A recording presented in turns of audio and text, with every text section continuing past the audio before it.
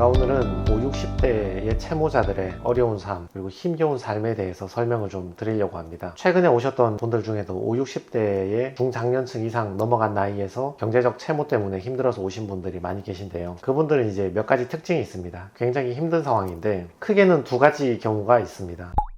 첫 번째는 30, 40대부터 뭔가 사업이 잘 안 되거나 또는 그때부터 채무가 있어서 그걸 이제 돌려 막아오면서 때로는 회생도 몇 번 하신 경험도 있고 하다가 변제금을 못 내서 폐지한 사실도 있고 또는 회생은 한 적 없지만 예전부터 채무가 계속 있어서 신용 불량 상태로 내 가족이나 친척 명의 통장 쓰면서 그렇게 사시는 유형이 하나 있고 또 다른 유형은 30, 40대에는 빚이 없었는데 계속 정상적인 사업을 하시다가 5, 60대에 와서 갑자기 어떤 사건, 사고들, 사업이 힘들어진다거나 가족 중에 누가 아파서 병원비를 많이 쓴다거나 이렇게 해서 빚져서 오시는 분들, 이렇게 크게는 두 가지 부류가 있습니다. 50대면 사실 한참 자녀들을 대학교 보내고 또는 결혼시키고 이렇게 한참 돈이 제일 많이 필요한 시기잖아요. 근데 이 시기에 빚이 있으면 자식들 뒷바라지 하기도 힘들고 본인도 너무 힘겨운 삶을 사시고 역경과 고난을 많이 겪으시기 때문에 거기에 대해서 우리가 하지 말아야 할 것들 몇 가지만 한번 제가 알려드리고자 합니다. 첫 번째, 준비 없는 주식 투자. 보통 2030 젊은 세대들은 코인이나 토토 이런 걸로 빚져서 오시는 경우가 많단 말이죠. 근데 50대, 60대 분들은 주식 비율이 더 높습니다. 주식 투자하다가 실패해서 오는 경우가 많습니다. 주식 투자가 나쁜 것은 절대 아니죠. 자본주의 국가에서 시장 경제를 선택한 전 세계 모든 나라들이 다 주식 시장이 있는데 가치 투자다, 우량주 투자다, 좋은 기업, 건실한 기업 많이 있으니까 주식 투자 자체를 나쁘다고 볼 수는 없죠. 근데 50대, 60대에서 주식 때문에 힘드신 분들은 남들 할 때 따라 하신 분들이 많이 있습니다. 우리 2020년, 21년도에 주식시장이 대세 상승장이었잖아요. 그때는 뭘 사도 아무거나 사도 다 올랐단 말이야. 그래서 옆에 있는 내 동료나 친구가 주식으로 돈 벌었다 얘기 들고 그때 뛰어들어가는 거죠. 뛰어들어가서 어떤 전문적인 준비 같은 거 전혀 없이 남들 돈 벌었다니까 뛰어들어가서 끝물에 들어가신 분들, 주식이 이제 활황기, 대세 상승기가 있으면 상대적으로 내려가거나 보합하는 시기가 있지 않습니까? 주식 투자를 해보신 분들은 알겠지만 내가 여윳돈만 가지고 해야지 라고 생각하시지만 그건 돈이 있으신 분들은 그게 가능하지만 돈이 없는 분들은 당장 이번 달 생활비나 이자 납부 비용 200만원, 300만원이 아쉬운 사람들 같은 경우는 자기 돈만 가지고 주식 투자하는 경우는 잘 없어요. 신용대출 땡겨서 투자하고 싶은 유혹을 뿌리치기가 힘든 거죠. 당장 돈이 필요하니까. 그렇게 대출 받아서 투자하다가 주가가 조금만 떨어지면 강제청산, 반대매매 당해버리는 거죠. 그래서 주식 투자 자체를 나쁘다고 볼 것은 아닌데 본인이 정말 실력이 있고 준비를 잘 해서 하는 것은 자본주의 국가에서 말릴 사람이 없지만 그게 아니라 주식 대세 상승장에 남들이 투자하니까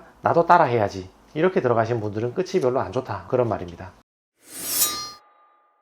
두 번째, 빚내서 사업하는 것을 조심하십시오. 어떤 식당 같은 운영을 하신다고 해도 처음에 자기가 모아놓은 돈으로 식당 운영을 시작하시는 거죠. 그러면 내가 퇴직금이나 모아놓은 돈으로 식당을 하는 것도 리스크가 큽니다. 권리금이든 인테리어 비용이든 프랜차이즈 가맹비든 그 돈 내고 영업하다가 주변에 식당들이 워낙 많잖아요. 경쟁도 치열하고 하면 결국은 나중에 자기 인건비 빼먹기밖에 안 되거든요. 어디 가서 월급 받고 일하면 200만원 받을 사람인데 식당 운영해서 인건비 주고 월세 내고 재료비 내고 나면 간신히 200만원 남기는 거죠. 이렇게 자기 인건비 빼먹기 밖에 안 되는 경우도 많이 있는 거죠. 근데 시작할 때부터 대출을 받아서 시작해버리면 내 인건비도 빼서 애들 생활비 주고 해야 되는데 이자까지 내야 되잖아. 그럼 더 힘든 거죠. 도매, 도소매, 식당, 유통 이런 것들은 워낙 경쟁이 치열하기 때문에 처음에 시작할 때부터 돈이 없는 사람이 대출 받아 시작해버리면 자기 인건비 빼먹는 것도 쉽지 않은데 거기에 이자까지 납부를 해야 되니까 더 어려워지는 거죠. 이런 분들은 레파토리가 정해져 있습니다.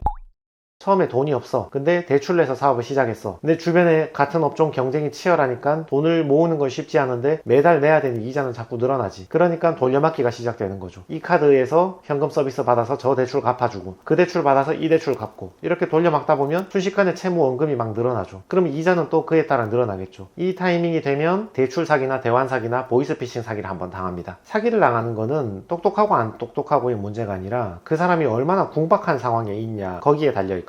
그분이 아무리 회사 생활을 잘하시고 자영업을 창업하셨다 하더라도 당장 돈이 급하잖아요. 돈을 메꾸려고 여기저기 대출을 이제 막 알아본단 말이죠. 알아보면 그래서 얘기한단 말이에요. 이 대출을 받으시면 금리도 더 저렴하고 좋은 상품이니까 전부 다 갈아타기 하시라. 근데 거기에 속아서 대출 받으면 오히려 금리가 더 높은 곳으로 더 안 좋은 조건으로 대출을 받게 된다던가 아니면 대출 수수료다, 중개 수수료다 이런 명목으로 오히려 빚이 더 크게 늘어나 버린다거나 아니면 아예 대놓고 보이스피싱 일단 한번 대출 받아서 이거 갚아가지고 끈 다음에 신용 회복한 다음에 대출 받으면 더 많이 나오니까 그 대출 받아서 어떻게 해달라고 그 돈 가져가 버리는 거죠. 이렇게 보이스피싱 당하는 거죠. 그래서 무리하게 내가 돈이 없는데 대출 내서 사업을 시작하면 처음부터 쫓겨다녀. 내 돈 가지고 식당을 차리거나 도소매를 하는 사람은 내가 이번 달 돈이 좀 덜 벌려도 내 밥값만 벌리면 어떻게든 버티고 버티다가 또 좋을 때는 돈을 좀 버신다고요. 근데 대출 내서 하는 분들은 이런 힘든 시간이 두세 달만 겹쳐버려도 헤어날 수가 없어요. 버틴다는 게 불가능한 거지. 왜냐하면 당장 생활비도 써야 되는데 이자도 내야 되니까 돈 나가는 게 2배란 말이에요. 자기 돈 가지고 사업하는 사람보다. 그래서 이런 분들은 보이스피싱이나 사기도 잘 당하십니다.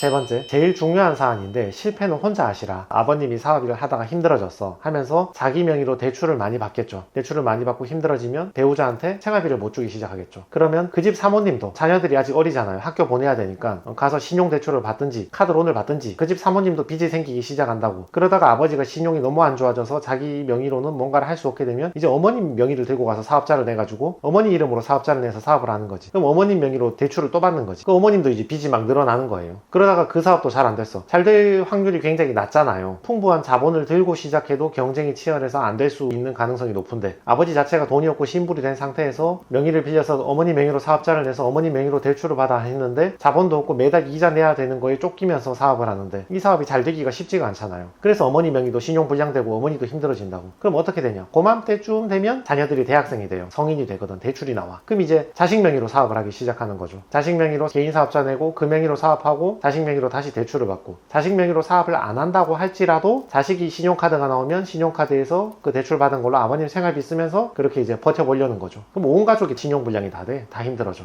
사업이 잘 안 되시면 자녀한테 충분한 학비나 생활비를 지원을 못 하잖아요. 그러면 자녀분들은 이미 충분히 힘듭니다. 거기서. 왜냐하면 자녀는 학자금 대출받고 시작해야 되거든. 대출 없이 시작하는 내 대학교 친구보다 이미 뒤쳐져서 몇 걸음 뒤에서 출발을 한다고. 이미 힘들다고. 근데 여기에서 생활비를 못 보태줄 망정 자녀 명의로 받은 신용카드로 대출을 받아서 사업 자금에 갖다 써버린다든지 아니면 자녀 명의를 들고 가서 아예 사업자를 내서 사업을 해서 그 사업이 안 돼버린다든지 이러면 힘들어지죠.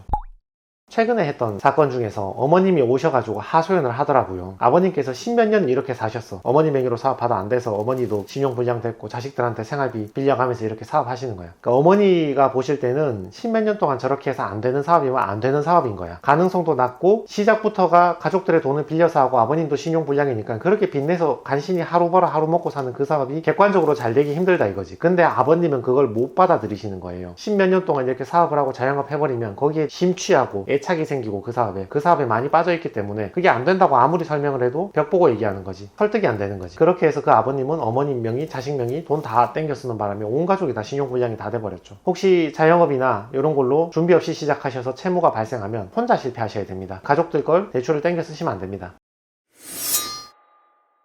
그래서 오늘은 제가 50대, 60대 채무자들의 고단한 삶, 힘겨운 삶에 대해서 설명을 드렸는데 특히 여러분께서 주의해 주셔야 될 부분 3가지. 첫 번째는 준비 없는 주식 투자. 남들 한다고 따라하지 마라. 두 번째는 빚내서 하는 사업. 빚 없이 해도 경쟁에서 살아남기 힘든데 하루 벌어 하루 갚아가면서 자영업이나 식당을 운영하시면 생각보다 많이 힘드실 거다. 그리고 세 번째, 실패는 혼자 하시라. 만약에 내가 했던 주식이나 자영업이나 뭐 어떤 사업 때문에 내가 힘들어졌다 하더라도 절대 자식 명의로 사업자를 낸다거나 배우자 명의로 사업자를 낸다거나 이렇게 하지 마시고 혼자 파산하는 선에서 혼자 회생하는 선에서 마무리하시라. 이렇게 3가지 제가 주의점을 좀 알려드리고자 합니다. 그리고 50대 60대 여러분들 빨리 채무를 탕감 받으시고 빨리 정상적인 삶으로 돌아오셔서 힘내서 이제 다시 가족들하고 행복한 삶을 사시기 바랍니다.